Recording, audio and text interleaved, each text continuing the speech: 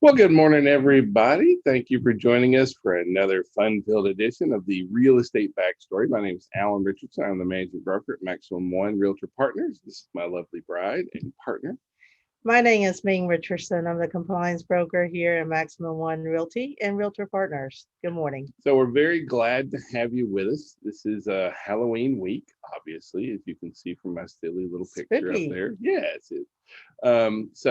We have a lot of really cool things to share with everybody this week, and of course, my politically incorrect title here. It rubs the lotion on its skin, or else it gets the hose again. On one hand, might seem a little inappropriate, but to tie this all back to real estate, the Silence of the Lambs house this week hit the market just in time.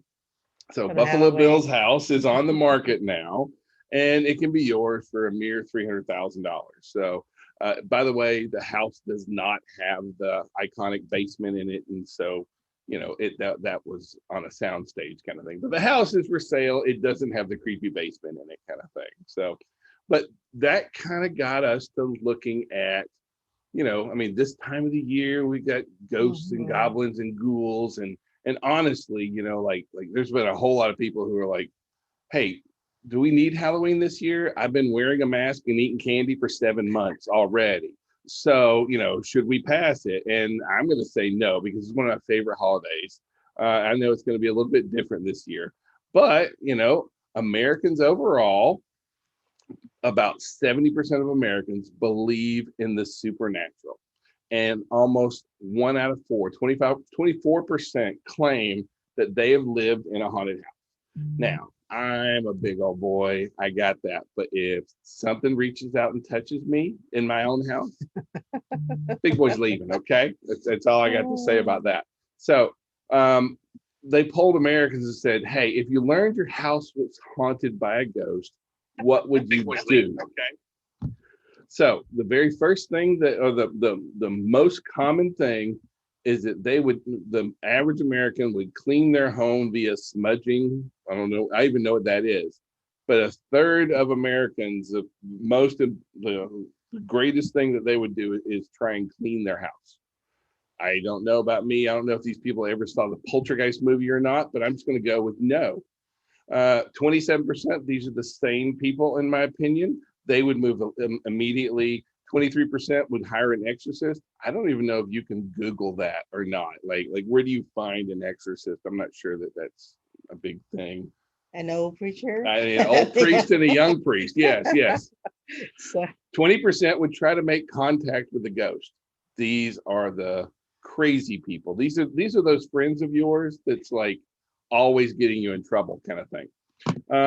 And around 70% want to make the home more comfortable for the ghost. I don't even know how that works. 16% want to salt entryways. I don't know what salt has to do with it. 12% would remodel the home, I guess, so that the ghost would be, have an updated kitchen and bath. Anyway, it's a good reason for it, it anyways, is. right? But then they asked, what would convince you to buy a haunted house over one that wasn't haunted? And so 73%, which is the same as we see for everything in real estate, price, price, Right. price, price, price, price, price, price. Now, the thing I found the most funny was that the second most convincing thing, if the house was haunted, is if the ghost was friendly. Like you're going to move in with Casper. I don't know. I find this one kind of ridiculous if you ask me. 50% if it was in a safer neighborhood, just maybe not a safe house kind of thing. Larger yard, modern renovations, that kind of stuff. So, me personally, it's probably not necessarily for us, I guess I'd say, kind of thing. Um, you know, 93% of people believe that home repair issues like mold, foundation issues, lead paint are actually scarier than buying the house as a haunted house. And that to me was one of those things that really kind of a eye opener. Like I just couldn't even fathom uh, buying a house that I knew was haunted, but 93% would much rather deal with a ghost than deal with mold or I, foundation I think a issues. lot of Americans are realistic, so therefore, for them, it's about more about their health issue than the actual phenomenon. I guess. I don't know. 40% of people said they wouldn't buy a haunted house under any circumstances, while nearly a third of the people said that they would consider it with some concessions, kind of thing. Um, Concession. yeah, concessions. I'm not even sure of that. Mm, 48% of people who say that they lived in a haunted house reported seeing ghosts in their home, which I find is just super, super creepy kind of thing. Levitating objects and the feeling being touched were the two most common reasons for living in a haunted house, or ways you could tell that they were living. Um, but taking this all the way back to real estate, 93% of home repair issues are more concerning than ghosts. What are the deal breakers for most Americans, kind of thing? Because there are some things that a lot of our buyers especially have a really hard mhm. time with. We got to make sure that a lot of times, and especially in a market like we're in right now, like right now the market's on fire. It really is a seller's market. We have multiple offers going for well-priced properties. But what are our buyers' biggest concerns? First and foremost, the big one, the four-letter word of real estate: mold. Mold scares our buyers, and by all rights it should, kind of thing. Now, number two, foundation issues, and that one also is a very, very big deal. For us, we see that because it's so costly. If you have foundation issues, it's never an easy fix. Okay, it's always going to be a really big deal. Number three on their list, which I found kind of interesting, was termites. Because here in Georgia, it's not a matter of if you have termites; it's a It's matter of when, when you're going to have right? termites, kind of thing, because the same number of people that are worried about termites are worried about asbestos. And I think asbestos could be a much bigger deal, but we only Yeah. see that on homes primarily before 19 in the 70s, kind of thing like that. Leaky roofs, water damage. Lead-based paint comes in about number 8 on the list, but we're still, as we get farther and farther from 1978, lead-based Right. paint is a lot less to kind of deal with on that kind of thing. So, those are the biggies. Well, if you think about it, those are big repair items. I mean, foundation can cost just as much as the house if they need to do a whole thing over. Mold, I've seen it running anywhere from 6,000 and upward. Just depends on what kind of condition it's in. Yeah. So all these are huge ticket items. So, all right, let's get back to like the normal things. So this week we have several classes coming up on MX1 training. So if you go to mx1training.com, of course we have our accountability Tuesday morning, but we also at 10 o'clock on Tuesday we have licensed law for agents and brokers. On Wednesday, what do we got on Wednesday?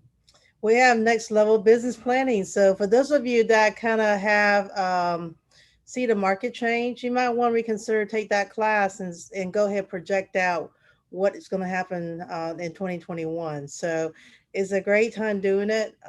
Right now, some of us are experiencing slight downturn uh, versus the folks that has been just hammering it.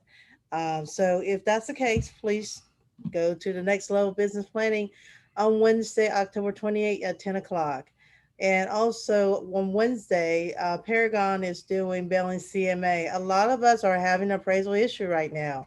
So Got to get those listing CMAs agent, right. right? Listing agent, please, please, please do the CMA. Leave it at the house for the appraiser to obtain. And also, if not, email the appraiser a copy of it. So, and also a lot of seller right now think their house is worth way more money than what it is. So when you pull the data and the facts and present it to them in such manner, you make them think twice. Even Yep. though I know 9 on 10, they're gonna ask you to list much higher than what the CMA may provide. So anyway, that said, take an opportunity to do Yep. that. And Thursday we have video marketing strategy for real estate professionals. And of course, we have our Tech Thursday as well. Every Thursday. All right.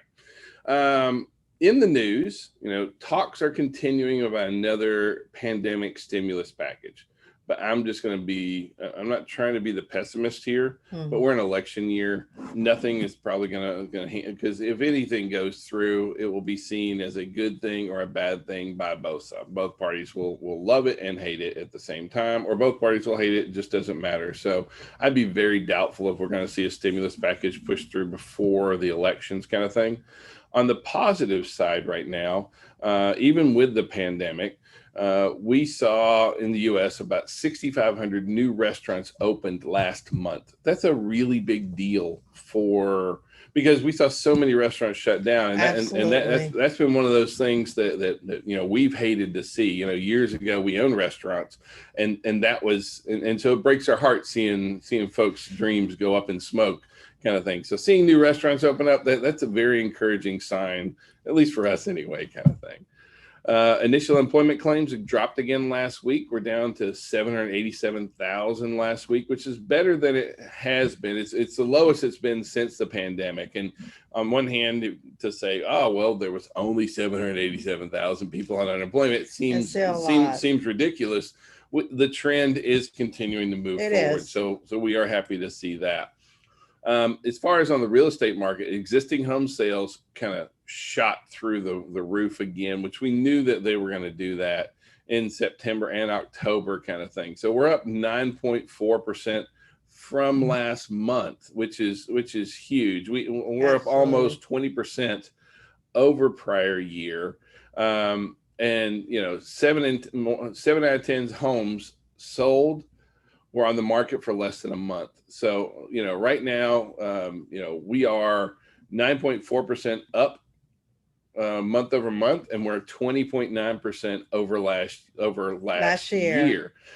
This is not something that we feel is sustainable long term. This is one of our biggest concerns right now, for the health of our industry, is that our home pricing is so far outpacing income and wage growth Inflation, right? that it's not sustainable. It worries us because we know that if this continues, we will see a bubble. What's going to happen is real estate folks are going to start getting real fat and happy and just kind of accepted that this is the status quo. This is how life really is.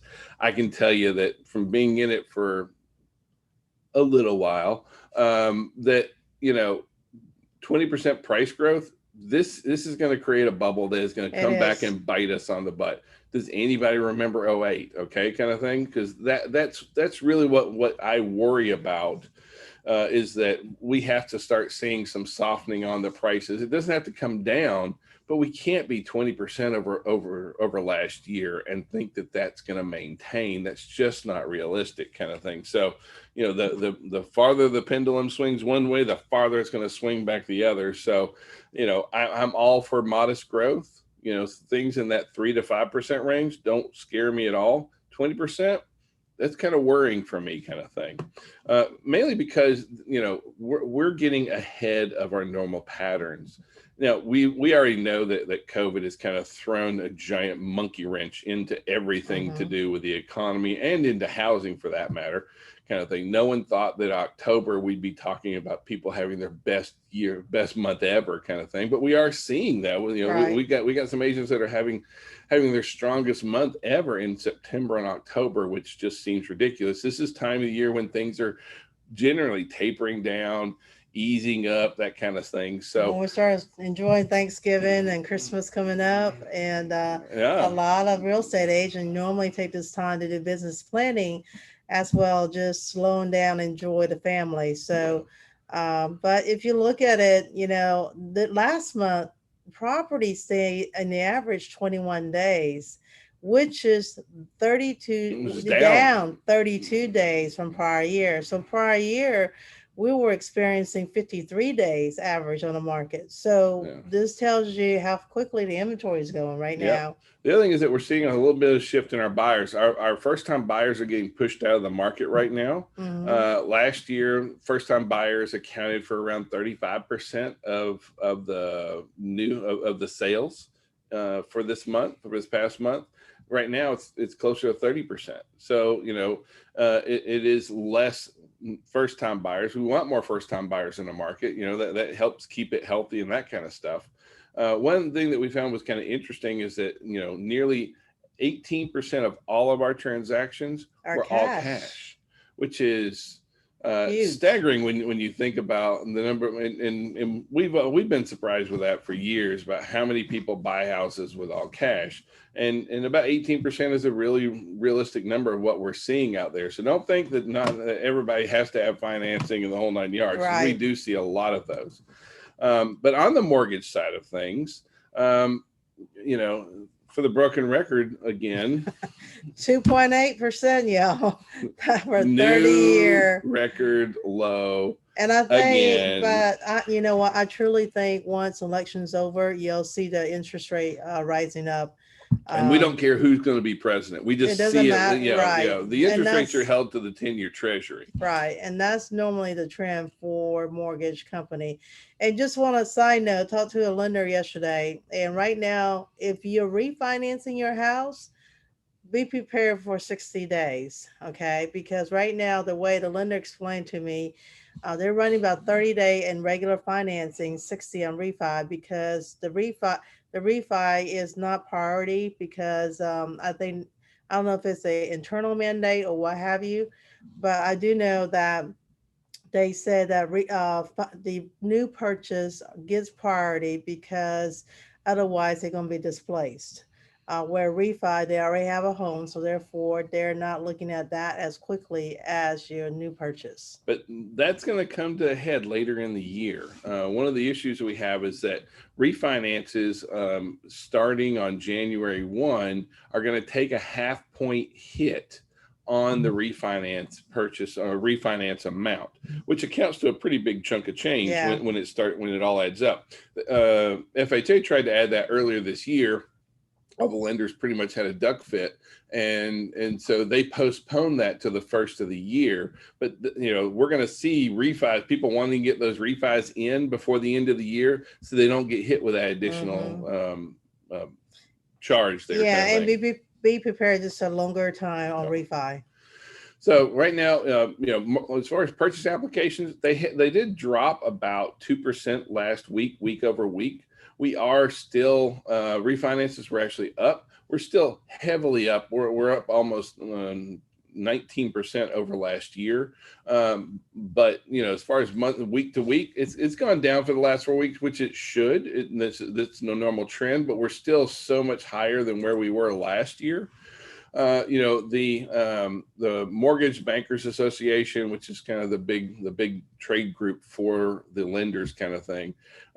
They put out their forecast for 2021, and they're looking at purchase originations to increase by about 8.5%, which is going to be a record for them. Hmm. So on the mortgage world, if mortgages are going to be up 8.5%, well, guess what they're going to do with those mortgages?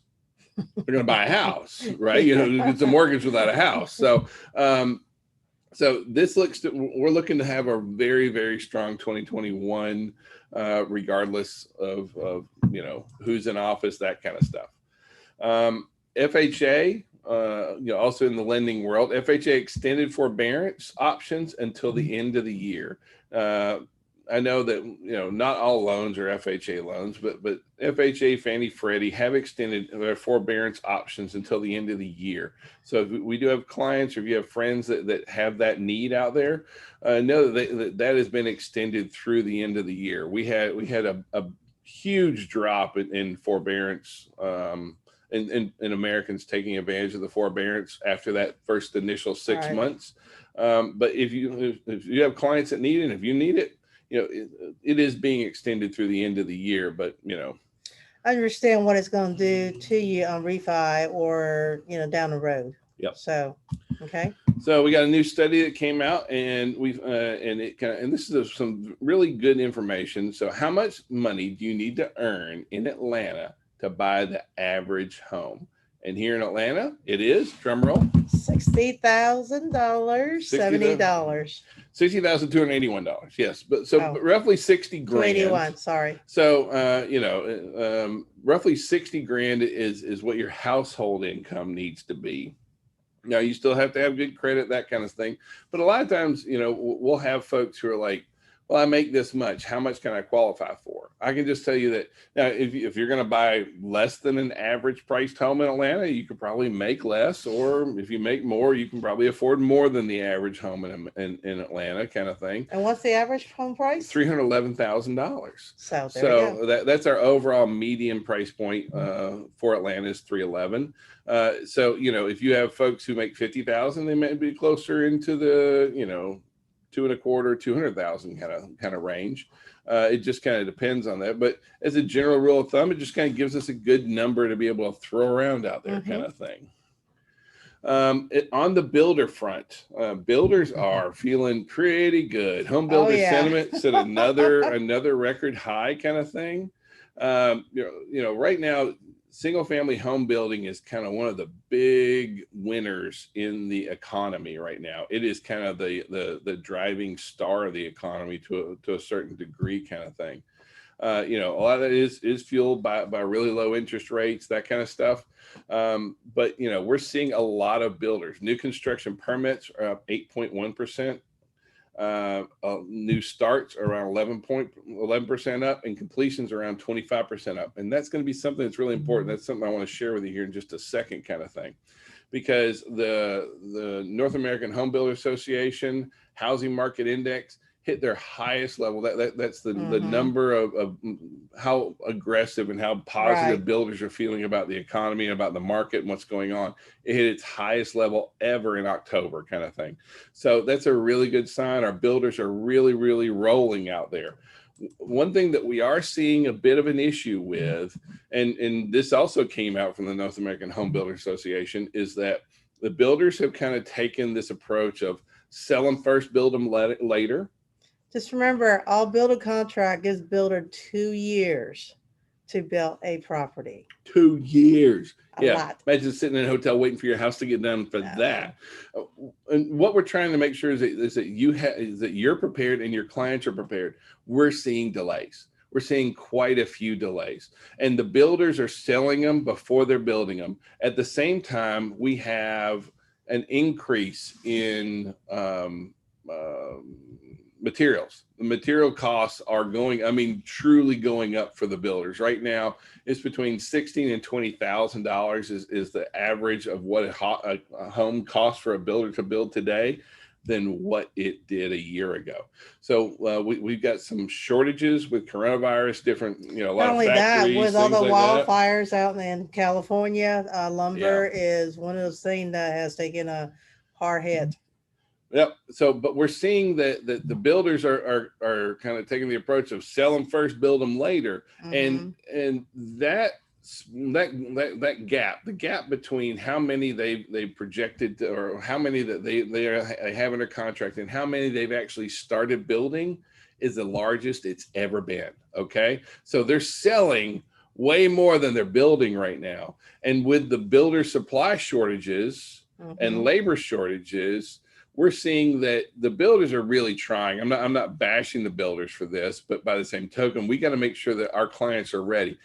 If you have clients waiting on a new construction home, you need to let them know to expect delays. Don't expect it to be on time. Make sure that you set the expectations properly here, because we're seeing so many builders that are behind right now, and they're all running as hard as they can.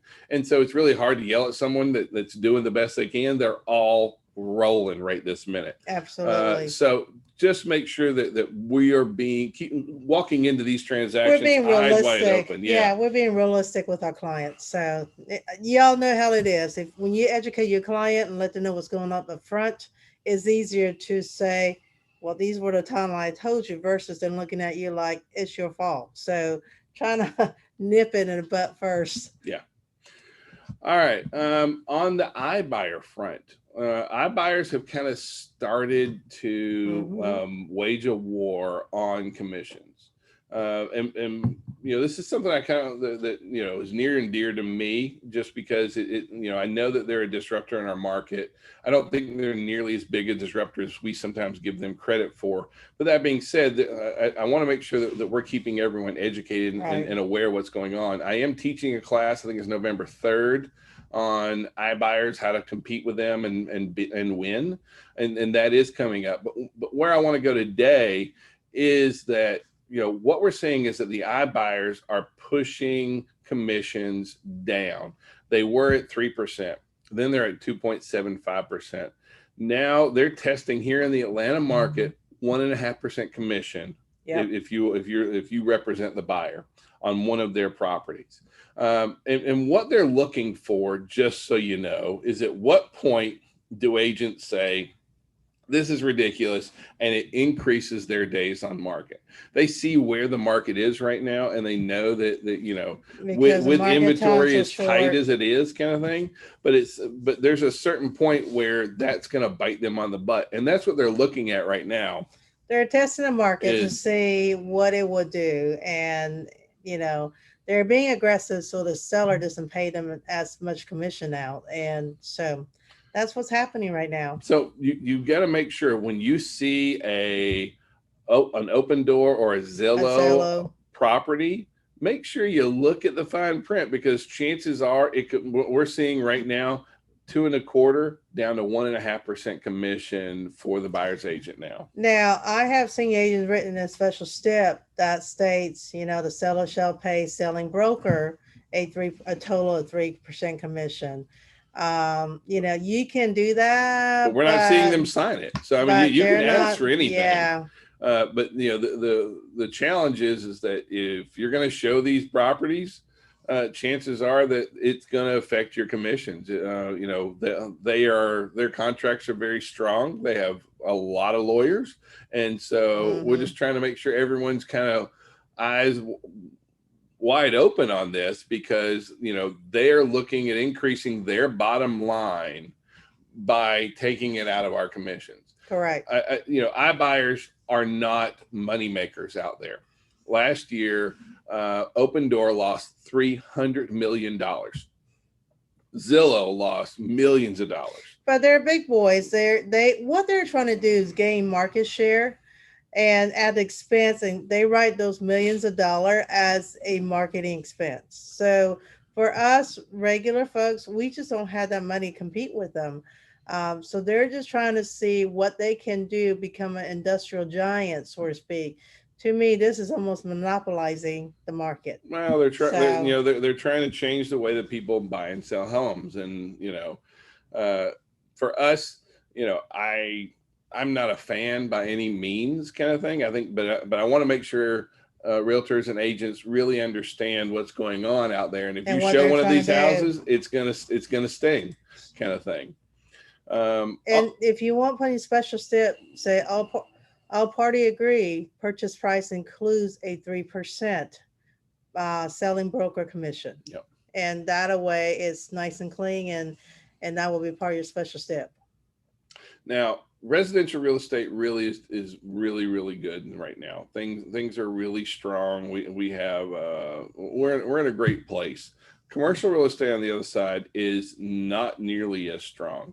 In previous downturns that we had, there were always some worrying signs, and some of those same things are worrying the banks right now. The banks are starting to brace themselves for heavy losses on commercial property, especially office space. Yeah, well, but we're seeing that if you have a buyer looking to buy commercial right now, the loan requirements just doubled. If you had to have great credit before, now you have to have superior credit. Now you're going to have multiple lines. The amount of documentation and the hoops that you're going to have to jump through with commercial building projects right now are going to be through the roof, kind of thing.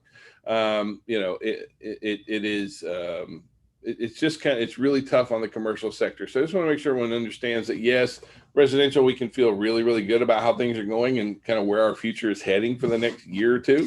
Now all commercial sector are suffering. That's very true. Okay, so understand that there's a segment where entertainment and also, with telecommuting right now, the office space and entertainment are the one that's hurting. But like warehousing on the other hand, because we all want it yesterday, that's through the roof. Yeah. But overall, commercial is driven by the economy, whereas residential is driven by supply versus demand. Correct. So until the economy really starts rocking and rolling again, commercial is going to feel the pinch. At the same time, the other Oh, people feeling the pinch right now are the landlords. absolutely. At the same time, tenants also are feeling the pinch. So, earlier this year, the CDC put out a eviction moratorium where you couldn't be evicted until The end of this December year, right? 31st. And now CDC just changed that to where landlords can now go ahead and begin the eviction process so that on January 1, whoop, they're able to boot folks out. Correct. This is a tough situation because I really do feel that more needs to be done for both the tenant and the landlords here. On one hand, I know that, or we know that the tenants are the ones that are hit hardest by by the coronavirus, by what that's done to the economy. It's tenants that really have felt that pinch much more so than homeowners, kind of thing. Correct. At the same time, when a tenant doesn't make their rent, the landlord is then also in a pretty tough bind because They got bills to they, pay, just like the they tenants. still have to have the mortgage to pay. So this is not an easy situation on either side. I do think it opens up the opportunity to have a little bit more inventory, I know, coming on the market. But it is a toughie right now.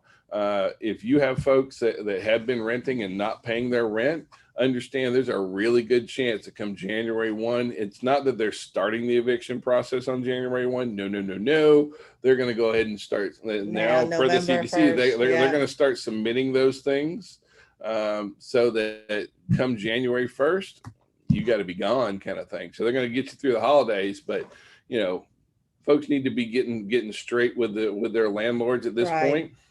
The challenge Unfortunately. is that the way that the laws have been written up to now is that even if if even though you didn't have you couldn't get evicted, the tenants are still required to pay that money, and they got to pay it all by Right. December 31st, or else they're going to get the boot.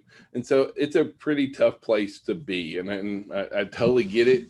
But we need to kind of know what's going on out there, and I want to make sure that if you have landlords that you work with, let them know that they can begin the eviction process now. And if you have clients that are also tenants, maybe haven't been paying that rent, it's going to come back and bite them. Everything comes back to roost. So we really appreciate you. Thank you so much. I hope today was a helpful session with you. I know we had some interesting, fun information to share with you. So I hope you got a lot out of it. If I can be of any service, or if we can be of any service, please let us know. We will talk to you soon. Bye, y'all. Happy Halloween. Happy Halloween.